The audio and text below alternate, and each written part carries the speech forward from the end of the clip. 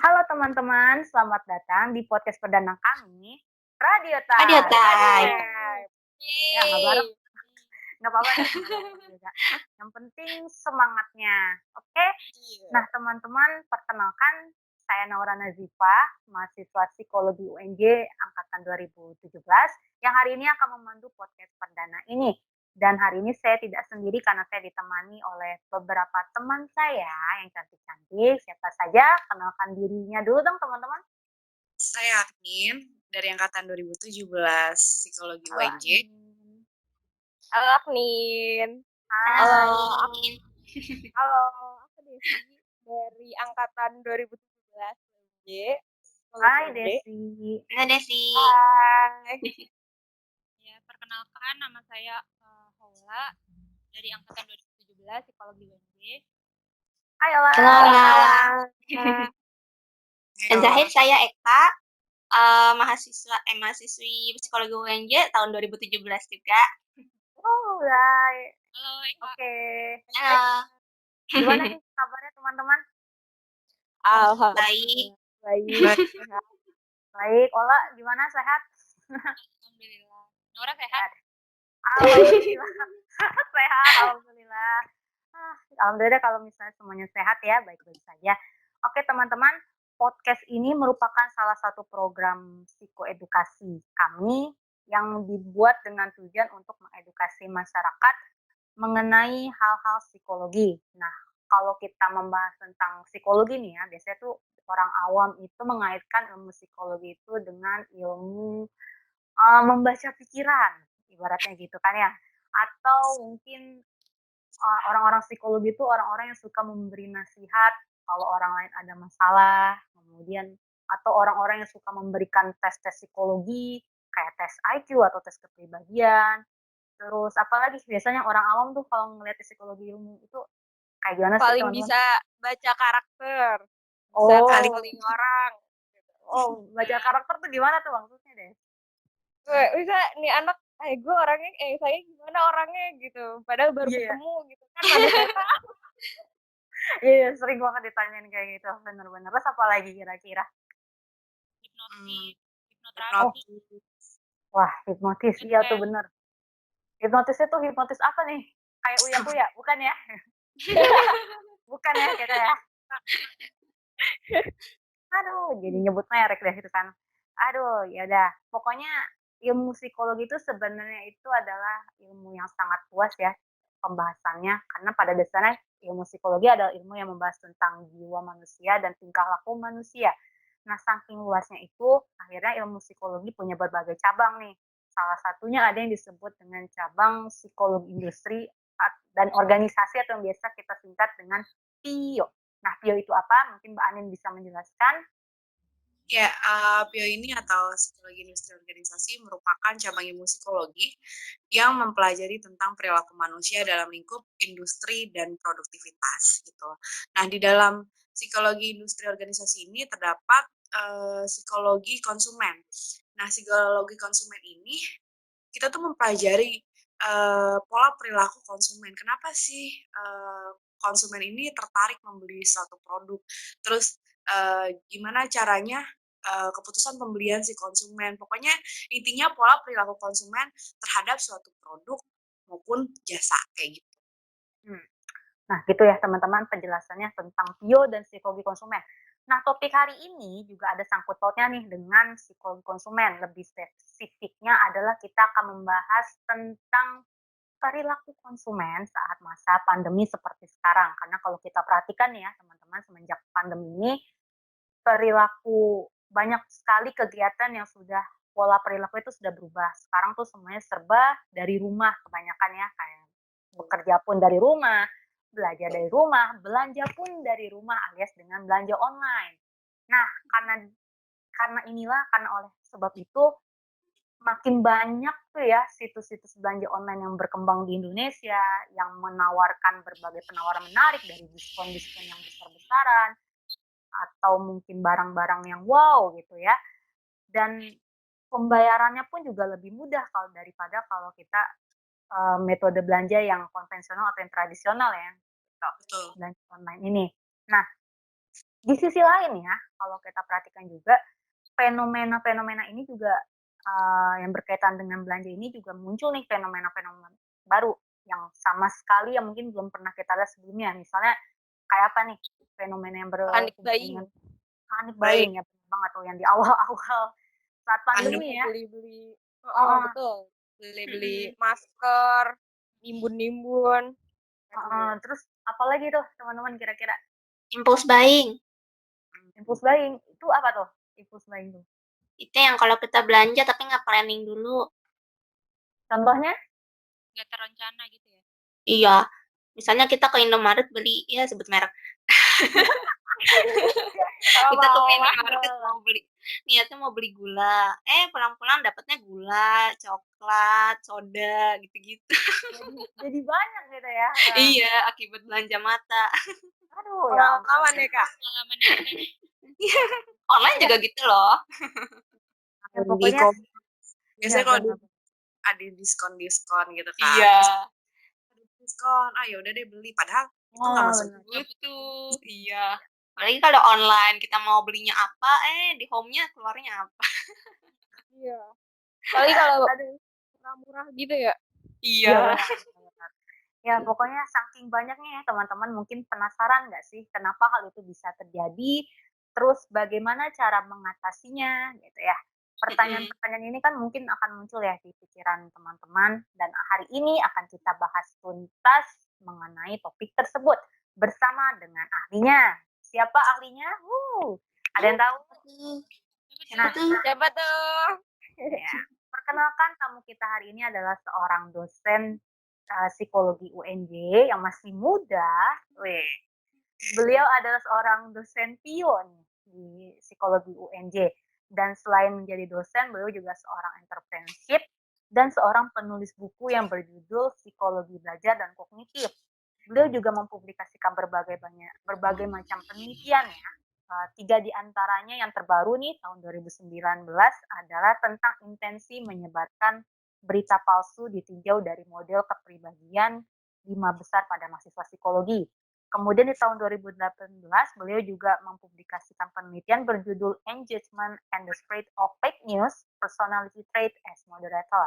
Dan di tahun 2017 beliau juga mempublikasikan penelitian berjudul Pemberdayaan Guru SMP melalui pelatihan dasar hipnoterapi dalam pembelajaran di SMP 1 Islam Kota Malang. Wow, mantap sekali.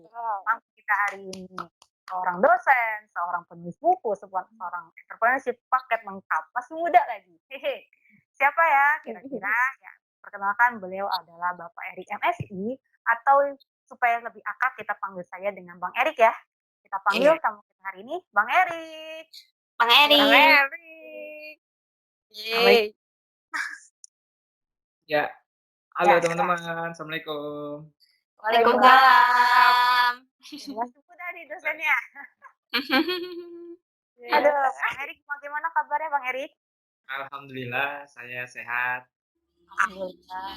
Alhamdulillah. Lagi sibuk apa Bang? Sibuknya mungkin sekarang ini lagi penelitian sama pengabdian ya, kan lagi di KIAR nih gitu ya. Oh ya benar. Meskipun ada penyesuaian penelitian pengabdiannya di tengah pandemi ini gitu. Alhamdulillah ada penyesuaian lah gitu, karena kan nggak bisa turun langsung ke Oh lapangan. iya benar. Semuanya jadi berubah ya Bang. Betul. Oh ya, by the way, makasih ya Bang Erik sudah mau hadir di podcast hari ini. Masih Siap. pagi lagi jam 10. Makasih banyak loh ya Bang. Ya, Oke. Terima kasih, Bang. Hari ini kita akan membahas ini Bang tentang perilaku konsumen nih di masa pandemi kan, karena kalau kita perhatikan ya sebenarnya sebelum pandemi pun juga perilaku konsumen itu juga sudah mulai berubah khususnya di masa pandemi seperti sekarang kan, jadi makin kelihatan. Nah, kemarin itu beberapa hari lalu nih kebetulan saya membaca sebuah berita atau data lah ya kita bilangnya, yang bilang tuh bahwa dalam 10 tahun terakhir ini di Indonesia itu ranah e-commerce ya, pembelanjaan online itu meningkat signifikan sebanyak 17%. Nah, saya ingin bertanya nih pendapat Bang Erik mengenai hal ini, khususnya dampaknya dalam sisi psikologis itu seperti apa, Bang? Ya, oke. Terima kasih.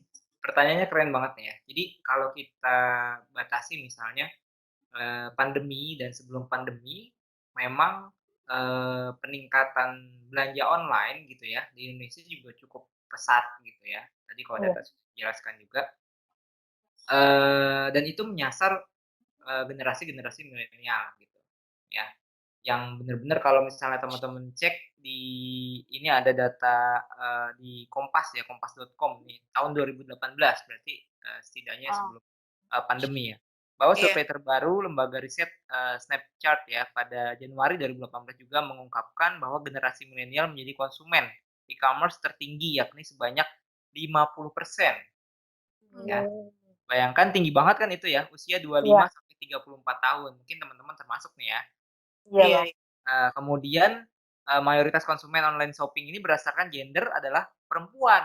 Nah, teman-teman semua berarti termasuk nih, ya. Waduh, sangat relate.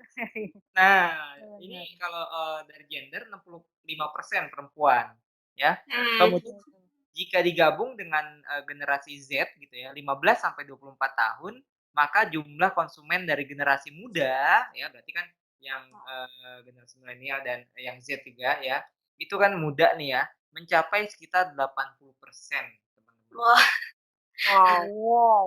Itu sebelum Wow. pandemi loh ya berarti ya, 18 sampai 19 gitu. Ya, Berarti nanti pas kita pandemi bicara lagi, heeh. setelah pandemi gimana peningkatannya gitu. Nah, kalau dilihat dari secara data ini, kalau dilihat dari, ilmu psikologinya, berarti kan ada yang bener-bener orang itu memang membutuhkan, ya boleh kan belanja ya butuh ya nggak apa-apa gitu. Tapi mungkin ada yang tidak membutuhkan gitu, Iya, ya. Bang. Nah, itu yang harus kita, kaji sebetulnya gitu. Tadi kan juga teman-teman udah sharing juga, kalau misalnya, belanja ke mana gitu ya, Mhm. tiba-tiba sampai rumah, "Kok ini dibeli ya?" Gitu. Iya, Kayaknya bener, Bang. nggak mau ini loh sebenarnya, tapi, ya udahlah nggak apa-apa, ya udah dilempar atau ditaruh di mana, nggak dipakai juga gitu, ya. Jadi Iya. catatan-catatan yang mungkin kita punya atau bahkan kita nggak memiliki catatan belanja lebih parah lagi gitu, nanti, yang dibutuhkan malah tidak terbeli, yang tidak dibutuhkan malah, terbeli gitu. Nah ini yang harus kita, kaji sebelumnya gitu ya. hmm. Nah, iya, Bang. Berarti pendapat Abang mengenai fenomena meningkatnya kegiatan belanja saat pandemi ini gimana, Bang? Kalau dilihat Nah, dari pendapat oke, Abang gimana? siap. Tadi kan sebelum pandemi ya, Heeh. Mm-mm. itu aja udah meningkat. Nah, saya punya datanya di sini ya, bahwa ini setelah pandemi nih ya, Iya. fenomena data faktanya. Nah, ketika pandemi kan ada penerapan PSBB ya. Iya. Heeh. Nah, aktivitas turun nih, ya kayak misalnya jumlah orang yang beraktivitas di area sentral bisnis ya, Hmm. itu 23% turun ya. Oh, ya. Kunjungan ke mall, teman-teman, terakhir kali ke mall kapan nih, selama pandemi? Belum ke mall lagi apa udah nih Belum. gara-gara kemarin Minggu udah Kalau lalu, saya Bang. pribadi belum. oke, berarti ada yang udah nggak tahan ya, akhirnya pas atau ya sedikit boleh, pelonggaran teman-teman udah mulai ke, mall gitu ya, kemarin kan ada Heeh. pembukaan juga mall serentak gitu. Nah, saya belum pernah nih ke mall lagi gitu ya. Hmm. Nah, kalau teman-teman pernah ke mall, ini kunjungan ke mall juga turun ternyata. Rata-rata Mm-mm. hampir 50%, bayangkan ya. Iya.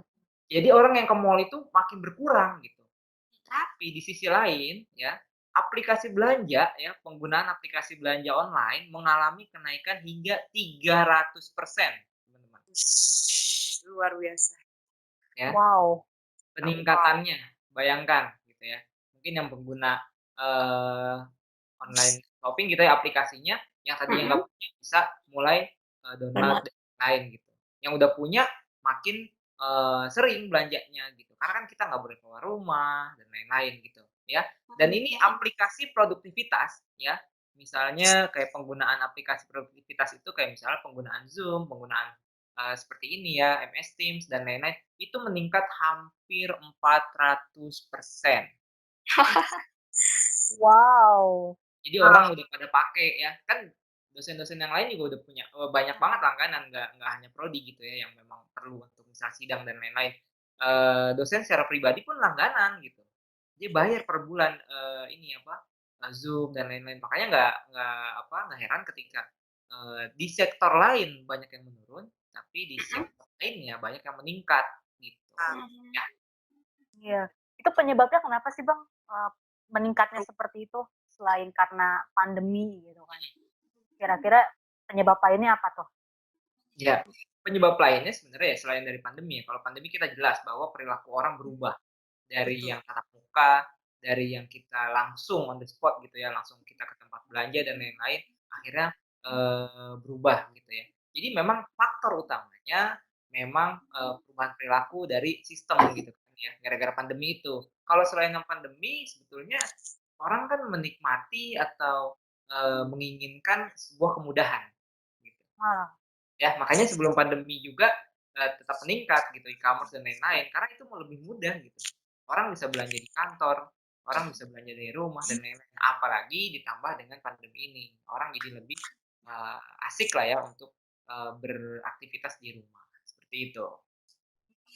gitu. Baik Bang. Teman-teman ada yang ingin ditanyakan mungkin? Mbak? Bener banget yang Bang Erik bilang ini. Terus kan dampak dari belanja online ini kan ada dampak negatif, ada dampak positif dan negatifnya nih Bang. Ya. Dampak negatifnya salah satunya bisa jadi kita malah berperilaku konsumtif dari Betul. dari adanya fenomena ini. Nah, dari kadang-kadang juga masih banyak orang yang mereka sadar nggak sadar gitu saat mereka berperilaku konsumtif, termasuk saya juga kadang-kadang kayak gitu. Terus kalau menurut sudut pandang Bang Erik sendiri, perilaku konsumtif itu apa Bang? Ya, oke. Ini, saya bacakan sedikit ya dari, teori gitu ya. Apa sih yang dimaksud dengan, perilaku konsumtif ya? Iya. Oke, ini ada, eee,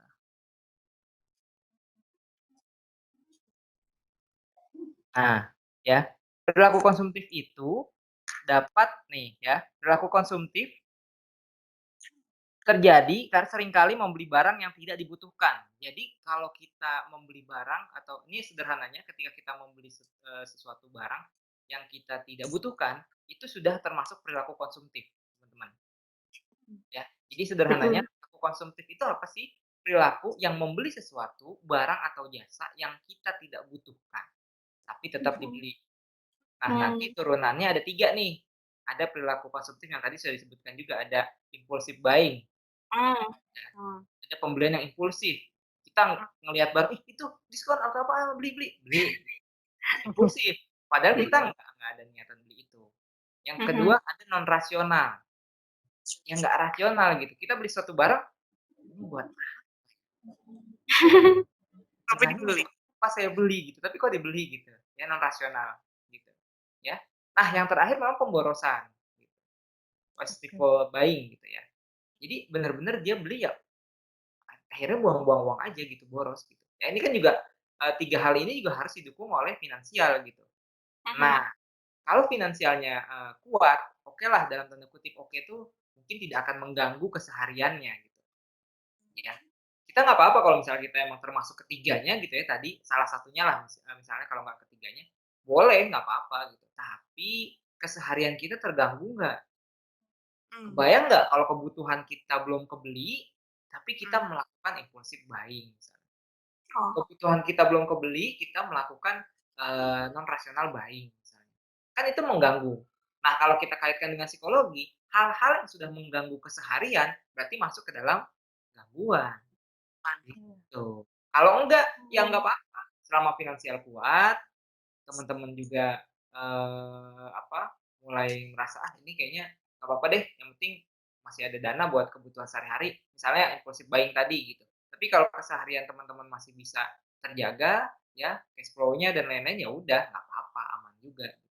Ya malah memberikan, roda perekonomian gitu, ya. Tapi lagi, tadi ya, yang harus digarisbawahi, ketika memang kegiatan belanja teman-teman mengganggu keseharian teman-teman, itu yang harus diwaspadai, gitu.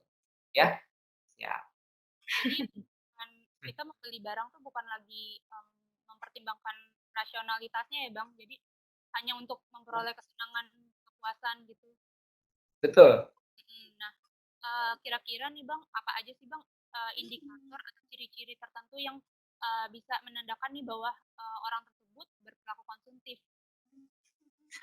Sama satu lagi Bang, apakah Ya. intensitas membeli barang Ya. itu juga termasuk dalam perilaku konsumtif? Misal sehari beli barang sampai 3 barang gitu ya, terus besoknya juga 3 barang, apakah itu juga bisa dikatakan sebagai perilaku konsumtif? Kalau yang menurut Abang tahu gitu. Ya, Iya, siap. apalagi juga kalau misalkan remaja nih ya Bang, kan remaja itu kan ditinjau dari psikologi perkembangan, dia tuh suka ikut-ikutan gitu sama temennya gitu, ih temen beli ini gitu, pamer di Instagram, ih pengen Ya. cobain beli kayak gitu juga, itu termasuk juga ya Bang, atau gimana tuh Bang? Ya, itu termasuk juga ya, teman-teman ya. Jadi tadi ada Oh, beberapa ciri-cirinya kayak gimana. Kalau kita balik lagi ke tadi definisinya, bahwa ketika kita membeli barang yang, tidak kita butuhkan, itu udah termasuk perilaku konsumtif, apalagi frekuensinya banyak, misalnya gitu ya. Sehari 3 kali gitu ya, apalagi mengganggu keseharian. Kita tadinya mau beli sesuatu, misalnya contoh, kalau misalnya teman-teman, "Oh iya kayaknya, semester baru ini harus beli buku nih," misalnya gitu. Tapi uang yang untuk diposkan membeli buku, kita membelikan yang lain, gitu. Yang tidak kita butuhkan, misalnya teman-teman sepatunya masih bagus ada, tapi beli lagi, akhirnya mengganggu pos untuk membeli, buku, misalnya kayak gitu, ya. Dan ini memang banyak faktor-faktornya yang mempengaruhinya, ya. Ini ada faktor sosial, ya bener tadi, kalau misalnya, "Ih, kok itu ada yang beli sepatu baru ya temen ya? Oh, ada yang beli tas baru ya," gitu. "Ah, saya mau ikutan," gitu. Itu ada faktor seperti itu, karena ada faktor kelompok referensi, ya. Yes. Ada keluarga, ada peran dan status gitu. Kita kadang-kadang juga suka ngikutin orang gitu, status. Dalam artian tuh, "Ah, saya kan orangnya mampu nih, kalau mampu ya harus belilah," misalnya. "Saya nggak mau dilihat orang nggak mampu, saya nggak mau, saya nggak beli itu, saya harus beli," misalnya kayak gitu, ya. Itu juga, perlu diperhatikan gitu ya. Nah, kalau ditanya itu gangguan nggak jadinya gitu? Selama dia masih bisa mengaturnya, selama dia masih memiliki finansial, support finansial dan lain-lain, ya boleh-boleh aja silahkan gitu. Tapi jangan sampai mengganggu keseharian yang tadi. Kalau sudah mengganggu, ya pasti gangguan ya. Kemudian ada faktor pribadi, usia, siklus hidup, pekerjaan, keadaan ekonomi, gaya hidup, konsep diri, dan kepribadian juga itu mempengaruhi seseorang berperilaku konsumtif atau tidak, gitu. Ya, kemudian ada faktor lain juga seperti, psikologis nih, motivasi, persepsi, belajar, dan kepercayaan dan sikap. Jadi banyak banget hal-hal yang mempengaruhi, seseorang untuk melakukan perilaku konsumtif itu, ya. Tapi saya mau nanya nih Bang, Ya, berhubungan kita lagi di masa pandemi ini kan perekonomian di Indonesia dan daya beli di Indonesia kan menurun Bang. ya, Tapi betul. dari data yang tadi Bang Erik sampaikan juga dan saya juga baca dari situs berita di Universitas itu perilaku konsumtif ini malah meningkat saat pandemi. Nah, kalau menurut Bang Erik sendiri itu gimana Bang? Iya, oke. Kalau teman-teman mengikuti, pengumuman, laporan keuangan ya pemerintah ya, kalau nggak salah kuartal 2 ya, gitu ya. Itu menurun gitu ya, inflasi juga meningkat gitu ya.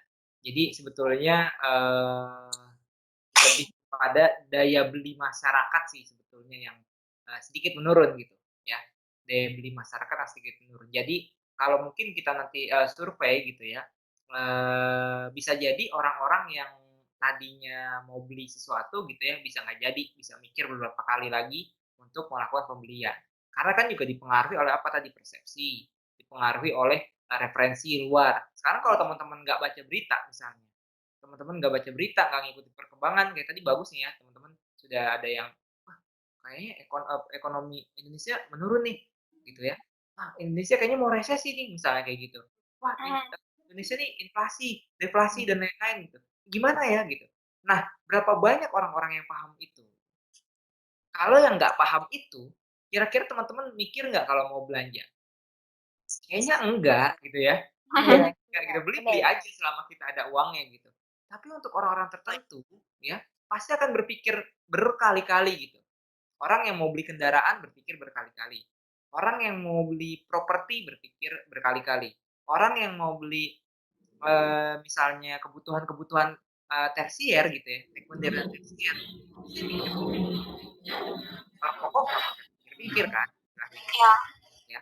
Kalau teman-teman lihat laporannya, ada beberapa yang sektor menurun dan meningkat gitu.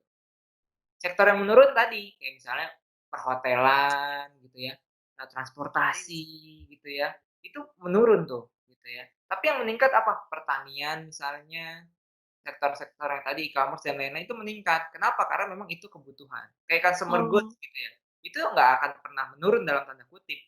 Menurun sampai minus kayaknya nggak mungkin, kita masih, Iya.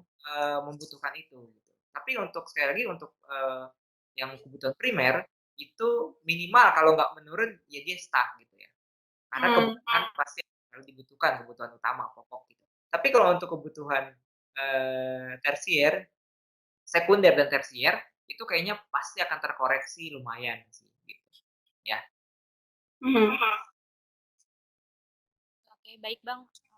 Lucy. Iya, masuk gak suaranya? Masuk. Siap, terdengar. Kayak terus juga kan dari tadi kan kita ngomongin perilaku konsumtif tuh. Perilaku konsumtif itu kan banyaknya tuh negatif ya Bang, ngomonginnya tuh kayak boros gitu-gitu. Iya, Ada sisi positifnya nggak Bang? ya. Itu kalau kita tadi negatif ya ngomonginnya boros, impulsif Hmm. lah, non Ya. rasional lah gitu ya. Bisa Mhm. menguras tabungan misalnya gitu ya. Bisa membuat kita jadi bener-bener nggak punya uang misalnya kayak gitu ya. Kita nggak punya perencanaan gitu, itu negatif banget gitu ya. Kalau Mhm. sisi positif kita dilihat, kalau dari pribadi, dari sisi pribadi nih kita ya sebagai orang yang perilaku konsumtif, iya justru jelas banget ini nggak akan ada, manfaatnya gitu. Hmm. Nggak ada sisi positif dari orang yang konsumtif misalnya. Oh, Karena kan dia nggak ada perencanaan, dia Hmm. punya tujuan, dia nggak punya financial planning misalnya kayak gitu, ya. iya. Jadi nggak ada gitu. Kecuali Kalau orang mengikuti ya, kalau mengikuti tren itu termasuk manfaat bukan Bang? kalau mengikuti Menaikkan ini tren. ya. Nah, Iya. sebetulnya ya apa ya, mungkin manfaatnya bisa, oh kita bisa update, kita bisa lebih, apa, kita bisa Iya. lebih, produktif. Menaikkan strata sosial mungkin ya, Bang? Iya, masuk tuh ya. Mhm. Seperti itu, gitu. Ya, jadi kalau ditanya, positif dan negatifnya, ya untuk yang itu lebih banyak negatifnya ya, perilaku konsumtif. Mmm. Kalau positifnya sebetulnya hampir bisa dibilang apa ya, gitu. Kecuali kalau misalnya memang kita konsumtif untuk produktif misalnya. Contoh, teman yang paling, kayak gitu gimana ya, pemahamannya misalnya. Kita Mhm. misalnya udah punya nih, laptop gitu misalnya. Laptopnya ya so-so gitu ya buat, ini bisa, buat itu, buat ngetik dan lain-lain bisa dan lain-lain gitulah. Tapi kalau untuk upgrade kita suka desain, kita suka ini, jadi kita mesti ganti yang lain dulu, beli laptop baru misalnya kayak gitu. Nah, tapi ketika beli kan itu kita konsumtif tuh, orang yang udah ada, kita butuh udah ada, tapi kalau kita beli upgrade kayak tadi misalnya ngikutin tren baru. Tapi Mhm. dengan Iya. kita beli itu kita produktif gitu. Kita jadi Oh. kerja jadi enak, kita juga jadi ini, tapi kan nggak akan beli terus kan gitu maksudnya. Iya. Masih ada Betul. periodenya kita pakai dulu, entar berapa tahun ganti, itu silahkan aja. Selama apa tadi, balik lagi, didukung dengan finansial dan kita Mhm. sesuai dengan, kemampuan kita lah intinya gitu. Karena tadi ya, selain negatifnya terhadap diri kita sendiri, negatif Mhm. terhadap orang lain juga ada dari sisi ekonomi misalnya. Bayangkan orang yang konsumtif nggak didukung dengan finansial, dia apa? Bisa mencuri, Oh iya, Mmm. iya. kan? Benar, Bang. Heeh. Dia bisa menghalalkan segala cara, misalnya uang orang tuanya, uang uang orang tuanya yang harusnya buat bayaran kuliah jadi dipakai enggak kuliah gitu ya, nggak Mmm. dipikirin lah gitu istilahnya. Nah itu Mhm. banyak banget sisi, negatifnya dari perilaku konsumtif, karena kita nggak bisa nahan, beda nih dengan teman-teman gitu. Mhm.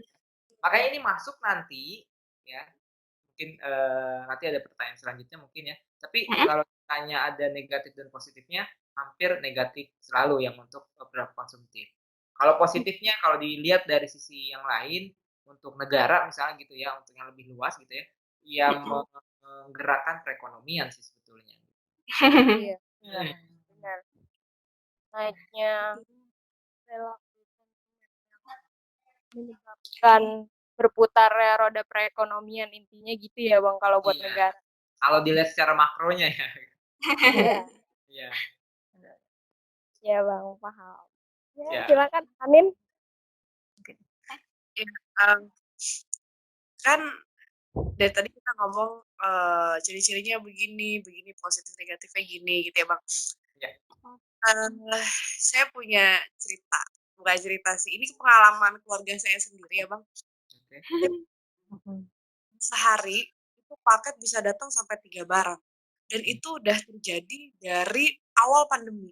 Berarti udah 3 bulan ya Bang ya? Udah Ya. 3 bulan.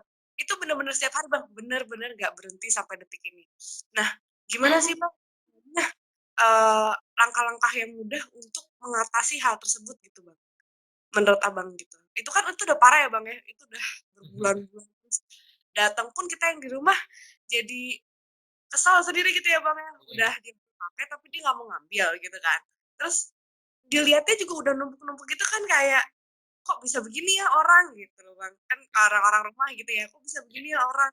Wah, kalau saya mikir, wah udah nggak beres ini. Ini gimana sih Bang caranya biar menanggulangi lah gitu. Intervensinya tuh gimana Bang?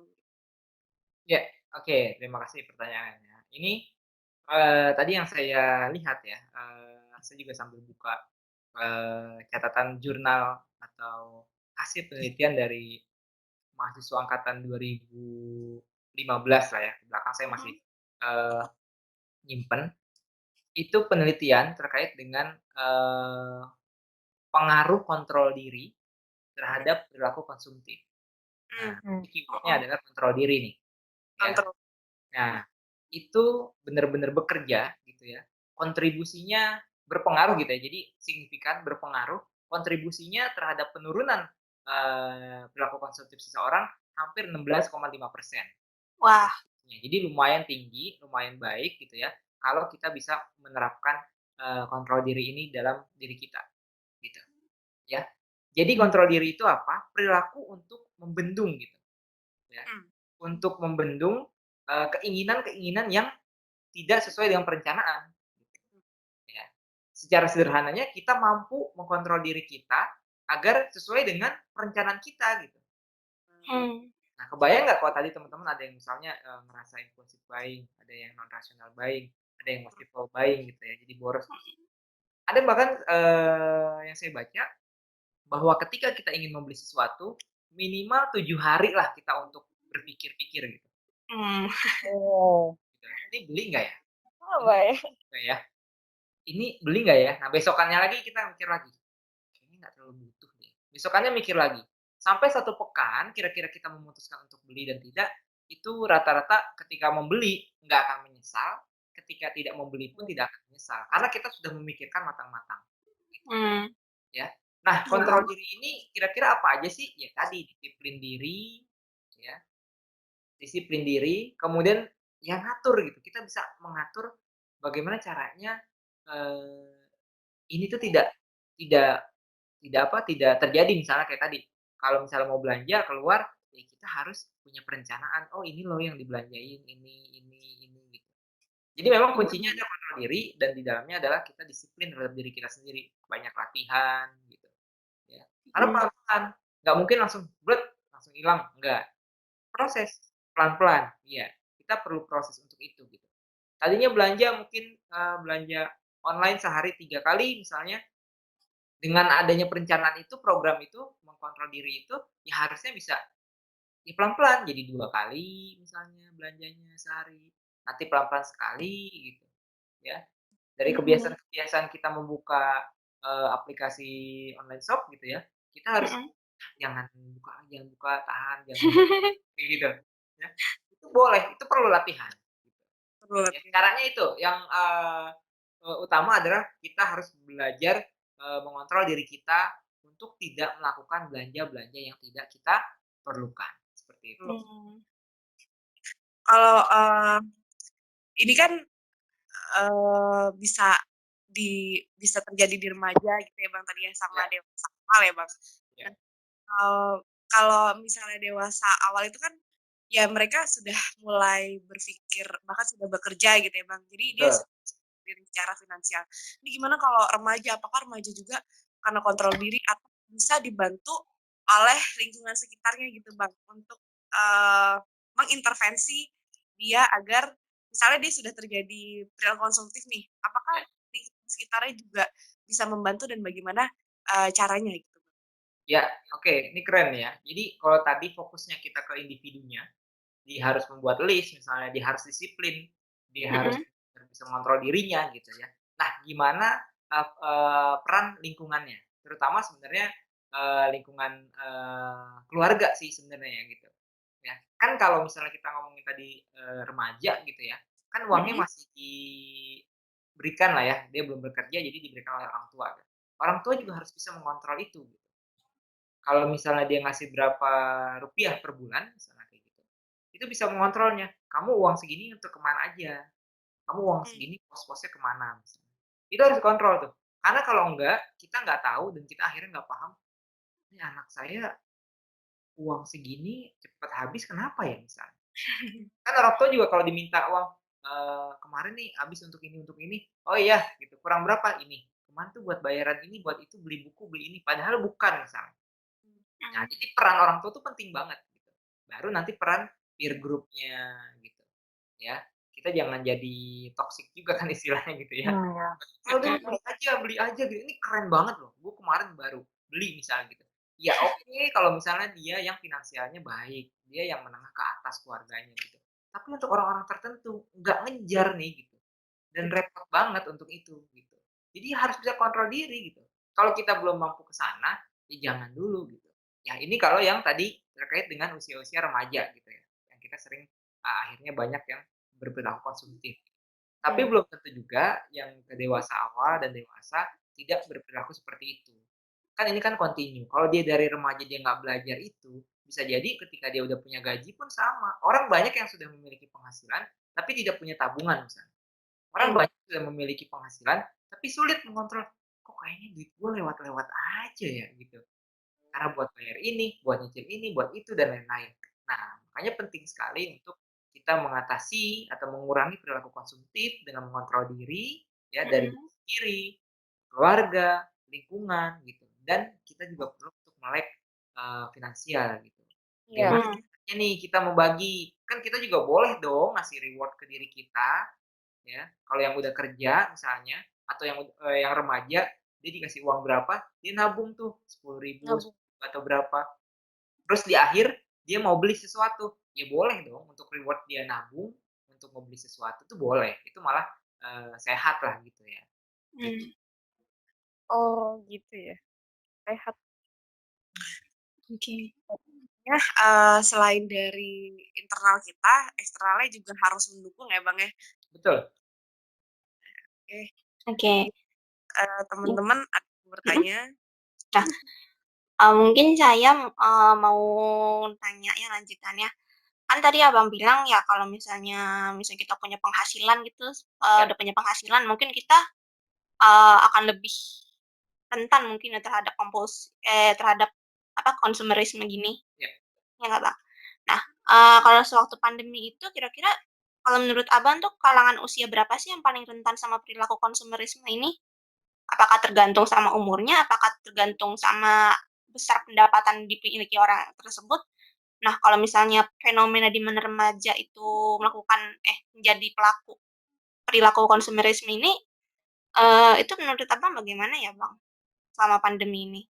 Ya, Mhm. oke, baik, terima kasih untuk Yo. pertanyaannya. Jadi, kalau untuk, terkait dengan pandemi ini ya, kan Mhm. tadi ya, kita lihat secara makro ekonomi memang turun gitu. Tapi, untuk perilaku konsumtif, untuk beberapa orang menurut saya masih berlaku gitu ya.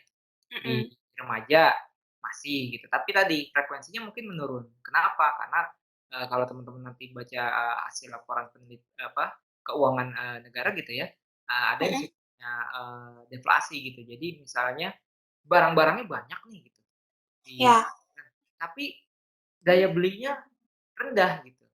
Ya, Mhm. makanya kan ada, stimulus dari, pemerintah akan memberikan, tambahan uang 600.000 kalau nggak salah setiap bulannya, Oh. jadi 2 bulan itu Mhm. baru cair misalnya, untuk Mhm. orang-orang yang, berpenghasilan di bawah 5 juta Ya. gitu. Itu Mmm. kenapa? Itu untuk memacu nih, kalau lagi gini pemerintah tuh inginnya memacu terus gitu, buat orang-orang tuh ayo belanja gitu, ayo jangan khawatir gitu. Kenapa? Bayang barang-barang di pasaran, tapi daya belinya rendah gitu. Makanya stimulus Oh. diberikan uang. Nah sekarang kan berarti kalau teman-teman mikir, berarti kita harus konsumtif ya sekarang ya, gitu ya. Nah sebetulnya tadi ketika kita sudah memiliki financial planning gitu ya, itu boleh banget dan itu akan selalu kita keluarkan kok uang kita gitu untuk apa kebutuhan-kebutuhan eh, pokok gitu, primer gitu. Ya, Mm-mm. ya nggak apa-apa selama masih kayak gini kebutuhan-kebutuhan sekunder dan tersier kita tahan dulu ya nggak apa-apa. Ini banyak orang yang nahan kayak gini nih gitu. Ya, kalau dilihat dari usia, kalau usia yang remaja karena dia masih bergantung sama orang tua gitu ya, pasti juga akan mengalami pengurangan gitu. Ya, ini yang remaja gitu ya. Pengurangan dalam Mm-mm. artian ya pasti dia nggak akan terlalu sering banget belanja gitu. Ya, karena uang Mm-mm. orang tua juga pasti akan sedikit berkurang gitu. Hmm. Berperilaku konsumtif ya iya gitu, tapi dalam batas yang tadi pokok kayak gitu. Kalau untuk eee sekunder dan tersier kayaknya agak diredam kayak gini. Itu yang untuk yang remaja. Sama Mm-mm. yang penghasilan pun begitu gitu. Yang berpenghasilan yang dewasa awal yang udah kerja gitu ya misalnya, Mm-mm. punya uang nih ya, dia juga tidak membelikan masih beberapa barang yang tidak perlu gitu. Meskipun tadinya dia konsumtif gitu. Jadi ini kayaknya selain dari kontrol diri, benar-benar dari sistem bikin orang jadi nggak konsumtif bisa jadi gitu. Kenapa? Hmm. Akan ngeri juga kan kita beli banyak barang, kita nggak punya financial planning atau kita nggak punya cadangan, misalnya uang cadangan, tabungan, akan repot. Nanti kalau ada apa-apa gimana nih gitu. Akhirnya Mm-mm. dipaksa orang untuk tidak berperilaku konsumtif gitu. Ah, karena pemerintah inginnya orang tuh konsumtif gitu ya dalam artian berbelanja gitu ya, diputar uangnya, makanya Mm-mm. stimulus-stimulus seperti itu, gitu. Hmm. Jadi katanya kan ada yang bilang tuh, kalau Mm-mm. misalnya nanti dapat uang misalnya Iya. 600 atau 1.200.000 per bulan gitu ya, Heeh. per 2 bulan gitu, jangan ditabung gitu, Oh. belanjakan gitu. Yang lainnya boleh ditabung, tapi yang itu silakan dibelanjakan. Kenapa? Biar perekonomian tuh bangkit Jalan. lagi, pulih lagi gitu. Jadi Oke, kayak oke. disuruh konsumtif gitu ya, Bang? Iya, di satu sisi betul disuruh konsumtif karena negara lagi dalam kondisi kayak gini gitu. Ya, Mm-mm. makanya stimulus kayak gaji ditambahin apa gitu. Oh. Itu Mm-mm. kan juga dari pemerintah. Kalau dari Mm-mm. perusahaan kan nggak bisa dari perusahaan. Bahkan orang malah Oh. lebih banyak dikeluarin di PHK gitu. Ya. Mm-mm. Oh, Karena makanya itu disebut juga stimulus. lagi tertekan ini. Tapi kan kalau pemerintah sebenarnya dalam tanda kutip gitu ya, Mm-mm. persediaan keuangannya banyak gitu. Tidak lah gitu ya. Makanya kalau dikasih ke rakyat tuh bukannya, wah pemerintah kasihan nih ini jadi ngeluarin banyak itu. Enggak, karena kan baliknya ke dia juga gitu. Iya. Ya, pajak, Mm-mm. PN gitu kan. Itu juga baliknya Mm-mm. ke dia. Jadi akhirnya berputar gitu. Iya Bang, iya Bang. Oke, oke. Oke, makasih Bang. Mantap banget jawabannya. Kenapa Jadi itu? dapat lebih banyak hal ya. Oke, oke siap. Nah, tapi kalau di luar pandemi itu sendiri, kalau menurut Abang tuh kalangan usia yang paling rentan sama perilaku konsumtif tuh usia berapa sih Bang? Apakah milenial? Kalau soalnya kan katanya sekarang tuh milenial tuh Mhm, suka dibilang tuh konsumtif lah, kayak hedon, iya. individualis, apa-apa kalau misalnya lihat barang baru tuh langsung dikejar, langsung dibeli gitu, padahal belum tentu butuh. Itu kira-kira benar nggak sih Bang statement itu? Nah nah kalau Mhm. dilihat dari yang tadi di awal pembukaan ini, Mhm. hampir, kalau digabung ya, yang Mhm. milenial dan yang, Z generasinya, itu hampir Mhm. 80% Wah. berbelanja dan konsumtif pastinya gitu ya, dan di Mhm. e-commerce gitu ya. Dan ini kalau Mhm. lihat di sebelum pandemi, anggaplah di setelah pandemi misalnya turun 50 sampai 60 itu juga kan masih Wow. tinggi gitu, ya, Mhm. itu juga masih tinggi gitu. Nah yang rentan di situ gitu, di dewasa-dewasa awal itu kenapa? Karena dia sudah punya penghasilan sendiri. Oh, iya. Kebayang nggak kalau teman-teman nih kalau punya, misalnya kakak, abang, Mhm. pas lagi ini teman-teman saya juga banyak nih, ini dianggap di luar pandemi misalnya. Mhm. Orang yang baru kerja, orang yang baru dapat penghasilan besar, misalnya gitu, dalam beberapa bulan ke depan, dia udah beli motor baru misalnya, dia udah Mhm. beli mobil baru gitu, ya. Mmm. Dia udah beli sesuatu yang baru, handphone apa dan kenapa? Itu mereka sebenarnya melakukan perilaku konsumtif gitu ya, tapi menunjukkan bahwa nih saya sudah bekerja keras, saya udah gitu. Oh. Ya. Ada Iya, betul ya. Tapi nanti ketika misalnya terjadi, taruhlah misalnya pengurangan karyawan, kemudian Oh. kebutuhan yang mendesak lainnya, pasti motornya udah nggak ada. Kenapa misalnya dijual atau apa untuk kebutuhan gitu.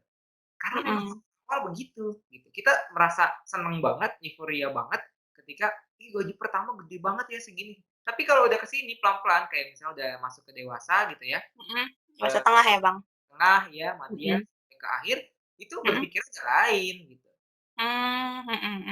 Nah, kalau yang tadi milenial kenapa tinggi? Karena kan dia masih mikirin ya, dia masih belum mikirin ya berarti masuknya dewasa awal gitu ya. Dia masih mikirin misalnya berumah tangga, dia masih belum mikirin nanti ke depan pensiun gimana dan lain-lain. Oh, iya Kayaknya lebih banyak tuh konsumtifnya, pelaku konsumtifnya. Ntar kalau udah masuk dewasa tengah, kayaknya saya nggak bisa deh gini-gini terus nih. Uang gaji saya selalu lewat gitu kan. Kayaknya apa? Investasi, akhirnya apa? Nabung pelan-pelan gitu. Ya. Nah, saya juga bisa bilang teman-teman menggarisbawahi yang tadi bahwa memang kontrol diri itu juga berkontribusi ya tadi kalau di penelitiannya ini anak UNJ juga gitu ya teman-teman 16%, 16,5% terkait dengan perilaku konsumtif. Jadi untuk yang di dewasa di remaja sampai dewasa awal sebenarnya bisa mulai menekan perilaku konsumtifnya dengan mengontrol diri itu gitu. Oh. Kalaupun misalnya mereka melakukan itu terus gitu ya, terus dia nggak punya kontrol diri, dia akan terbentur dan dipaksa oleh keadaan yang tadi gitu. Bahwa akhirnya jadi mereka sadar gitu. Wah, kayaknya saya perlu nih untuk nabung untuk ini. Nah, akhirnya mulai kontrol diri dan mulai menata finansial mereka. Oke, Bang. Banyak banget insight barunya ya. Wah. Nah, teman-teman masuk generasi itu ya berarti ya? Iya, milenial. Nah, kita harus siap-siap, Bang. Berkaca pada diri sendiri nih gimana nih kan? Betul, Bang.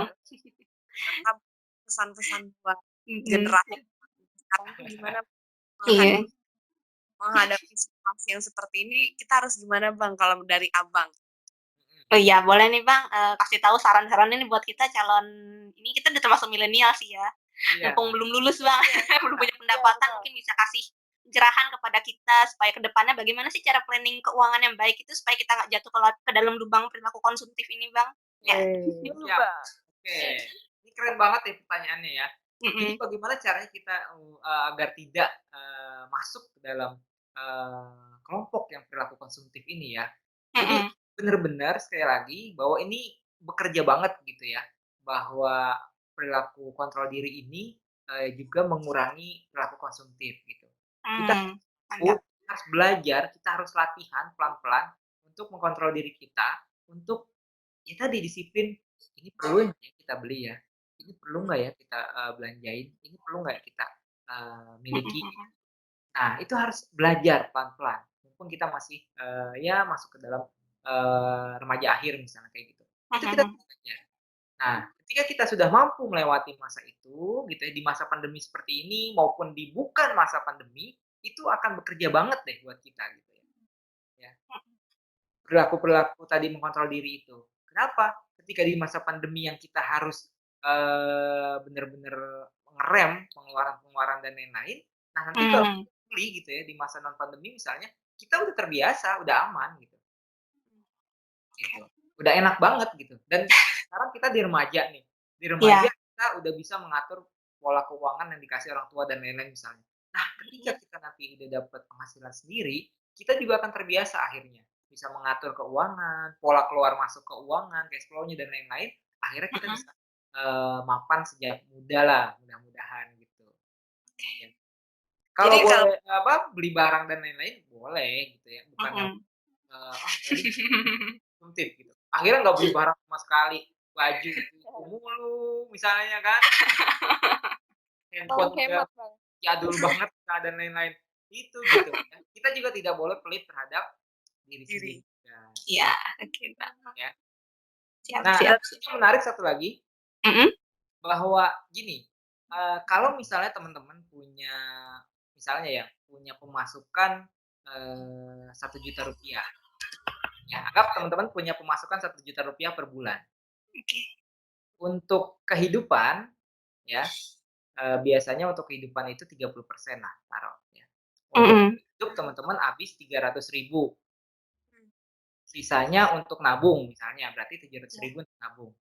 Mm-mm. Nah, ketika teman-teman dapat penghasilan 5 juta sebulan, kira-kira teman-teman biaya hidupnya jadi berapa? Dan nabungnya berapa? Pasti Hmm. gaya hidupnya juga ikut meningkat. Saya pernah pernah denger aja gitu dari orang-orang sekitar yang udah bekerja yang gaji dia pindah kantor terus gajinya meningkat, terus dia bilang semakin kita gaji meningkat semakin meningkat juga kebutuhan kita gitu bang. Emang iya bang? Karena kita belum bekerja kan. Nah, gimana yang lain? Tergantung bang. Kayaknya itu Kalau kayak saya lebih sih ke ya, keinginan sih nggak sih? keinginan. Keinginan, maksudnya ya karena dia punya banyak uang, kayak tadi yang dijelasin Bang Erik, jadi rasa ingin apa ya maksudnya? Memiliki. Iya, rasa ingin memilikinya juga semakin besar karena dia merasa mampu secara finansial gitu nggak sih? Kalau menurut saya sih gitu kalau ngeliatnya. Iya. Jadi Oke, nah bukan ini kebutuhannya yang meningkat gitu. ini juga saya lagi belajar juga terkait dengan hal ini bahwa ketika kita penghasilan ya, misalnya anggap sebelum penghasilan kita kebutuhan dasar kita, ketika gaji kita misalnya 1 juta, habis 300.000 nih misalnya kebutuhannya. Nah, Mm-mm. ketika gaji kita 5 juta, harusnya kita juga bisa menghabiskan 300.000. Bener Mm. nggak? Iya, Kayak memang. gitu. Jadi gaya hidup tuh nggak boleh meningkat dengan pesat Gaji. ya istilahnya gitu. Orang kita dari 1 juta kita bisa hidup 300.000, kok Mm-mm. ketika 5 juta kita malah nggak bisa hidup dengan 300.000 gitu. Ini ada apa yang salah gitu. Nah, Saya kebanyakan Mm-mm. juga tadi Anin bilang juga bahwa orang-orang kebanyakan seperti itu. Semakin tinggi pendapatan, semakin tinggi gaya hidup misalnya. Mm-mm. Akhirnya pakai treadmill kan? Itu nggak Iya. bisa. Makanya Iya. orang ya yang treadmill. gajinya udah di atas 2 digit, misalnya di atas 10, di atas 50, itu akan merasa Mm-mm. kurang gitu. Masa Iya. kurang. Mm-mm. Betul gitu kan? Mm-mm. Nah, ini yang saya lagi pegang juga gitu. Oh. Seberapa besar peningkatan penghasilan saya misalnya, ini juga jangan sampai ikut naik juga, jangan berkorelasi positif gitu. Penghasilan meningkat, pengeluaran meningkat lah. Nggak bisa kayak gitu, jangan sampai kayak gitu harusnya gitu. Mm-mm. Tapi Betul kita juga bang. yang tadi, bahwa kita juga nggak boleh pelit gitu istilahnya gitu, ya, terhadap diri kita. Kita harus Mm-mm. mereward kita juga, tapi kita harus tadi disiplin biar kita tidak Mm-mm. dalam perilaku konsumtif yang merugikan diri kita sendiri, bukan orang lain. Mm-mm. Mm-mm. Iya. Intinya di sini ke kebutuhan ya bang, bukan keinginan gitu supaya Ya, perilaku konsumtifnya nggak naik. betul. Ya, di situ. Yang Mm. tadi kalau balik Oke. lagi tadi, bahwa perilaku Mm-mm. konsumtif itu membeli suatu barang atau jasa yang tidak kita Butuhkan. butuhkan. Kalau kita Mantap. butuhkan jangan khawatir, ya ntar nih beli ini dibilangnya perilaku konsumtif lagi. Kalau butuhkan nggak apa-apa beli gitu. Ya. Mm-mm. Ya bang. Oke, Bang. Oke, makasih banyak bang atas jawabannya, udah lengkap. Ya, mudah-mudahan bisa kita bareng-bareng belajar dan kita aplikasikan. Iya. Mm-mm. Iya. Iya. Bisa jadi Teman-teman masih ada patokan. yang mau ditanya lagi nggak? Ah, Saya, jadi saya sebenarnya ada pertanyaan sih Bang. Jadi tadi kan ini terkait intervensi bagaimana cara mengatasi perilaku konsumtif. Ya. mm, Kan tadi kan dijelaskan bahwa perilaku konsumtif itu kan bersifat kontinum ya, maksudnya berkelanjutan gitu kan. Ya. Dan ini juga bisa dipengaruhi dari lingkungan sosial. Nah, bagaimana jika kita sudah sudah berupaya untuk tidak konsumtif, tapi orang terdekat kita, ya katakanlah keluarga misalnya ibu atau ayah berperilaku seperti itu gitu. Kan otomatis akan terjadi konflik tuh kan di dalam keluarga gitu kan. Itu gimana Bang cara mengatasinya? Ya, oke, baik, terima kasih. Nah, itu berarti kan kelompok di luar dari diri kita ya, dalam arti diri kita, tapi dalam kelompok keluarga gitu. Dalam diri kita sudah belajar, kita sudah disiplin, kita sudah mengontrol diri kita dan itu bekerja gitu ya. Itu keren banget gitu. Tahan aja sampai situ terus, jangan sampai kita malah ke bawah, apalagi yang konsumtif ini deket banget keluarga kita ya. Ini kita harus terus pegang teguh inian kita ya, prinsip kita gitu. Nah, sambil pelan-pelan kita bilang juga gitu. Ya, ke orang tua kita misalnya terutama. Pak ini misalnya kalau mau beli ini kebutuhannya untuk apa ya? Gitu. Kan kita masih punya ini misalnya gitu. Karena kadang-kadang ini nih, tadi kalau nggak salah teman-teman juga menyinggung terkait dengan decision making membeli gitu ya. Keputusan membeli seseorang itu benar-benar dipengaruhi oleh banyak faktor. Ya. Salah satunya adalah faktor lingkungan tadi. Gitu. Referensi lingkungan. Jadi teman-teman bayangkan kalau mau beli sesuatu, teman-teman suka sharing kan kadang-kadang. Beli ini bagusan yang mana ya? Gitu kira-kira. Beli itu mah jangan yang itu, ntar jelek barangnya dan lain-lain. Akhirnya keputusan kita membeli jadi, oh gitu ya, jadi gagal nggak beli gitu. Nah, itu kan sangat dipengaruhi. Sama kalau misalnya dalam keluarga masih ada yang misal konsumtif, kita brainstorming aja gitu, maksudnya sambil diskusi gitu. Mau beli ini, emang dibutuhin? Itu barang-barang misalnya kayak gitu, belum digunakan. Itu masih ini loh gitu kayak gitu. Itu boleh banget kok, nggak apa-apa gitu. Dan kita juga jadi belajar pengasuhan yang demokratis gitu ya. Lain kalau misalnya di teman-teman ada pengasuhan yang otoriter, ya misalnya orang tuanya mau beli itu, beli, ya silahkan aja, nggak apa-apa gitu. Tapi jangan sampai pola ini turun ke teman-teman. Akhirnya teman-teman bergerak gitu, konsumtif juga dan lain-lain. Gitu. Oke, kita nggak bisa nih. Ini pesan juga kita buat saya pribadi juga, kita tidak bisa memilih dilahirkan dari keluarga yang kayak gimana kan gitu. Iya betul. Apa dan lain. Tapi kita punya hak dan kita bisa menentukan membangun keluarga yang seperti apa ke depannya gitu. Wah. Pengasuhan yang kurang baik yang diterapkan lagi gitu kan. Jadi bukan kita yang terwarnai ya Bang, tapi kita yang mewarnai orang-orang sekeliling kita buat nggak berperilaku konsumtif. Betul, itu keren banget ya. Yang pengaruh lingkungan itu ya, mempengaruhi. Betul, iya, itu keren banget ya. Oke, Mbak. Oke.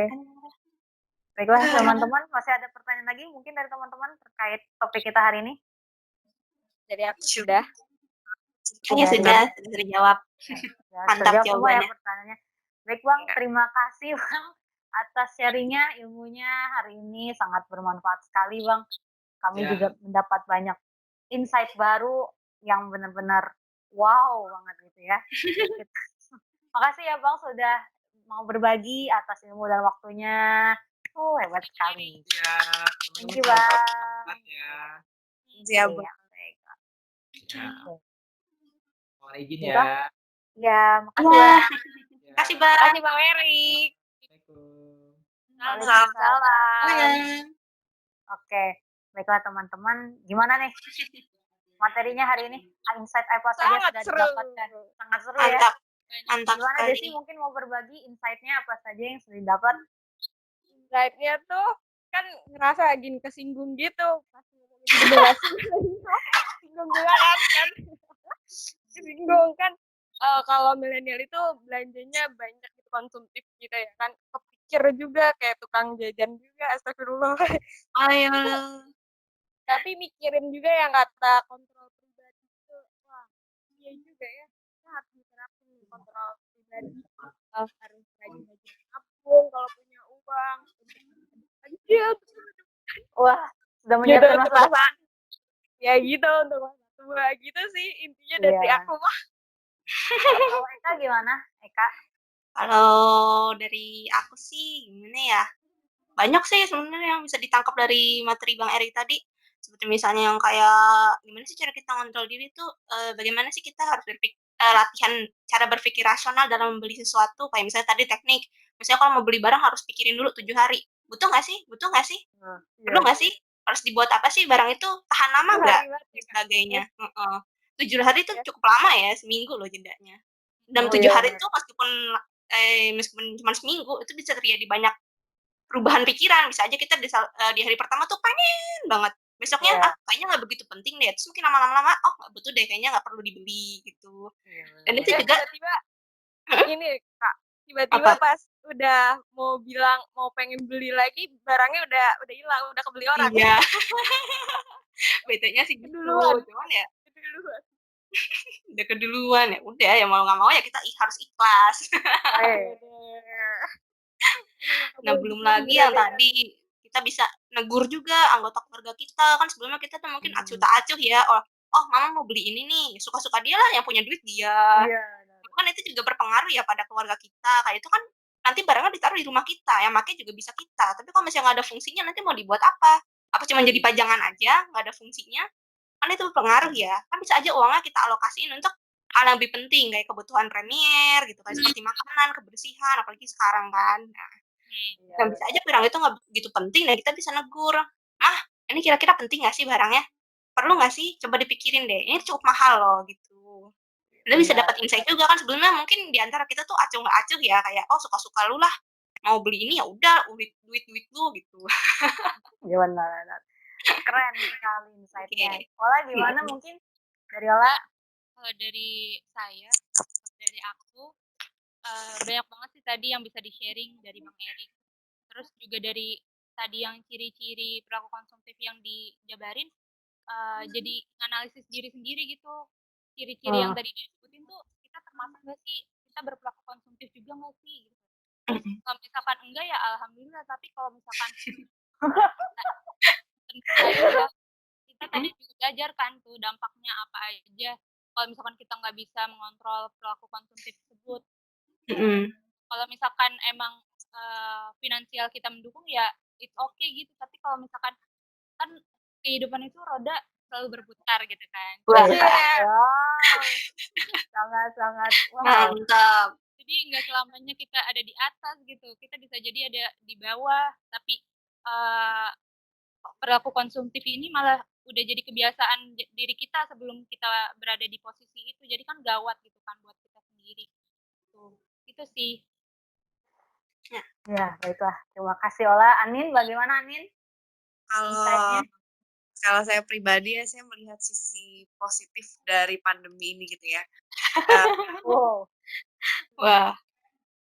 Kalau memang sadar gitu ya, misalnya kita lagi biasa di atas nih, terus kita posisi di bawah dong karena pandemi ini. Karena kan semua orang mengalami penurunan dalam ekonominya masing-masing ya, gitu kan. Nah, yang dibilang Bang Erik, kontrol diri gitu ya. Kalau kontrol dirinya kita udah baik gitu kan, pasti kita akan mengontrol cash flow kita gitu. Terus selama pandemi ini kita jadi kayak mikir 7 hari 7 malam beli nggak ya, beli nggak ya, beli. Nah itu nanti akan kebiasa kan, katanya Bang Erik, akan kebiasa nanti ke depannya kalau kita sudah mengontrol. Mungkin memang kita berat gitu ya mengalami pandemi yang biasa kita beli, terus keuangan juga stabil-stabil aja gitu. Terus pas pandemi keuangan menurun, ya udah kalau kita punya kontrol diri yang baik, ya udah baik nanti untuk kedepannya kayak gitu. Itu positifnya dari pandemi ini sih, sama positif dari perbincangan kita tadi. Karena kalau kita ngelihat negatifnya itu nggak akan ada habisnya. Jadi kita saya pribadi sih berpikir solusinya ke depannya gimana ya gitu. Lebih kayak gitu. Mantap. Wow, insight-nya menarik sekali. Baiklah teman-teman, karena kita sudah cukup lama ya, sudah hampir 1 jam waktunya sudah berlalu, dan sudah semakin siang juga, saat ini sudah pukul 11:30 siang. Kita cukupkan saja diskusi kita hari ini. Oke, baiklah. Terima kasih sudah ingin mendengarkan, sudah mau bergabung dengan podcast kami, podcast perdana kami. Dan semoga ilmunya bermanfaat ya teman-teman. Kurang lebihnya mohon maaf ya. Oke, sampai jumpa. Dah. Dadah. Dadah.